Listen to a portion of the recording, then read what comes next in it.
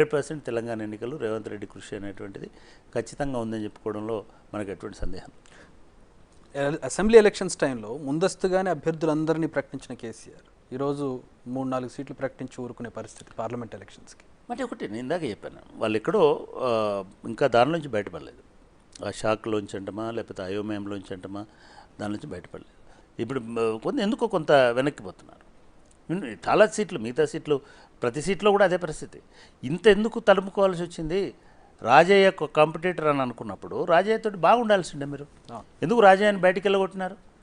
పోనీ రాజయ్యని కడియం శ్రీహరి గారు అక్కడికి ఆయన చివరి వరకు ఆయన కోషిష్ చేసి కడియం శ్రీహరి గారి కోసమే పంపించినారని అనుకుందాం. వాళ్ళ అమ్మాయికి టికెట్ ఇవ్వండి, తప్పేముంది? ఇప్పుడు ఎందుకు వెతుకుతున్నారు మళ్ళీ? ఎందుకు అట్లా బ్లాంకెట్గా నీకు పెద్దపల్లి కావాలా కోరుకో, నీకు వరంగల్ కావాలా కోరుకో, నీకు నార్కర్నూల్, ఇదే పుట్నాలా మీరు అమ్ముతున్నది? హరేక్ మాల్ ఏది తీసుకుంటావో తీసుకో అని చెప్పడం ఏంది? ఇంకొక కీలక విషయం మాట్లాడుకో, కేసీఆర్ అసెంబ్లీకి రాకపోవడం, ప్రతిపక్ష నాయకుడు అయ్యి ఉంది కూడా, ఎట్లా చూడాలి దాన్ని? అంటే ఒకటి సరే, ఆయన అసెంబ్లీకి రాకపోవడం ఆరోగ్య రీత్యా రాలేదు, అనారోగ్య రీత్యా రాలేదు అని అంటే దాని మీద కామెంట్ చేయాల్సినటువంటి అవసరం కానీ అసలు కామెంట్ చేయకూడదు first of all, if it is. ఎందుకంటే అక్కడ కనబడుతుంది మనకి, ఆయనకు ఒక యాక్సిడెంట్ అయింది, యాక్సిడెంట్ అయినప్పుడు రాలేదు కావచ్చు అని అనుకున్నాం. ఇమీడియట్గా మీలాంటి వాళ్ళు ఏమడుగుతారు, మన నల్గొండ ఎందుకు పోయినాడు అని అడిగేటువంటి అవకాశం ఉంటుంది. డెఫినెట్గా అసెంబ్లీకి ఒక రోజైనా రావాల్సిన పరిస్థితి ఉండేది. అంటే నాకు తెలిసి టెక్నికల్గా వెళ్ళకపోవడం టెక్నికల్గా పెద్ద నేత అంటే మోరాలిటీకి సంబంధించినంత వరకు కూడా అవును నాకు కాలు బాగాలేకుండా పోలేదు అని ఉండొచ్చు. లేదు, మీరు మీలాంటి వాళ్ళు అడుగుతారు కాబట్టి హరీష్ రావు గారు ఏం చెప్పినారు, అసెంబ్లీలో కూర్చొని మాట్లాడడం మర్యాద కాదు కాబట్టి శాసనసభాపతి ముందు నిజంగానే అది ఎవరైనా సరే లేచి నిలబడి, ఈవెన్ కట్టెపట్టుకుని లేచి నిలబడి అయినా మాట్లాడాలి. టోకెన్గా అయినా ఒకరోజు రావాల్సి ఉండే, ఒక రికార్డులో సంతకం పెట్టాల్సి ఉండే, ఒక 10 నిమిషాలు కూర్చోవాల్సి ఉండే. అది ఎవరైనా కోరుకునేటువంటి ఇదే. దానివల్ల నష్టం ఏం లేదు. ముఖ్యమంత్రిగా ఉన్న అది కూడా కాదు, మీకు 70-60 మంది 40 మంది శాసనసభ్యులు ఉన్నారు, మిమ్మల్ని గౌరవించే వాళ్ళు ఉన్నారు. మీ పార్టీ నుంచే సగం మంది అటు పోయి గెలిచిన వాళ్ళు ఉన్నారు.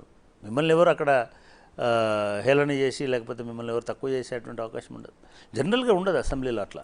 ఈవెన్ రేవంత్ రెడ్డి గారే వచ్చి మిమ్మల్ని దగ్గరికి వచ్చి కూర్చోబెట్టేవాడు, లేదా శాసనసభాపతి వచ్చి మీతో సంతకం తీసుకున్నాను. అంతేనా? రేవంత్ రెడ్డి ముఖ్యమంత్రి అయ్యాడు, ఆయన ముందు నేను ప్రతిపక్ష నేతగా ఉండడం ఏంటంటే ఒకటి నేనేమంటున్నానండి అంటే ఎవరైనా కూడా చెరువు మీద అలగకూడదండి, దాంతో వాళ్ళకే నష్టం. రాజకీయాలలో ఎవరినైనా సరే యాక్సెప్ట్ చేయాలి, ఎవరినైనా సరే ఎదిరించాలి, రెండు సమాన స్థాయిలో ఉండాలి.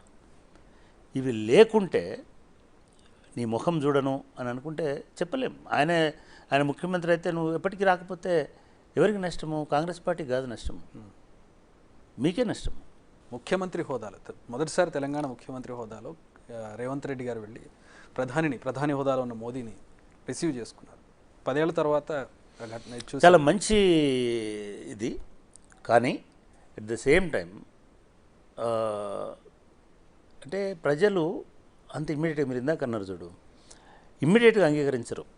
ప్రవీణ్ కుమార్ మొన్నటిదాకా ఇట్లా మాట్లాడి ఇట్లా పోవడం, 2-3 సందర్భాలు, 2-3 ఇష్యూస్ ఉంటాయి. రేవంత్ రెడ్డి ఒక మెచ్యూర్డ్ ప్రోటోకాల్ని గౌరవించినాడు.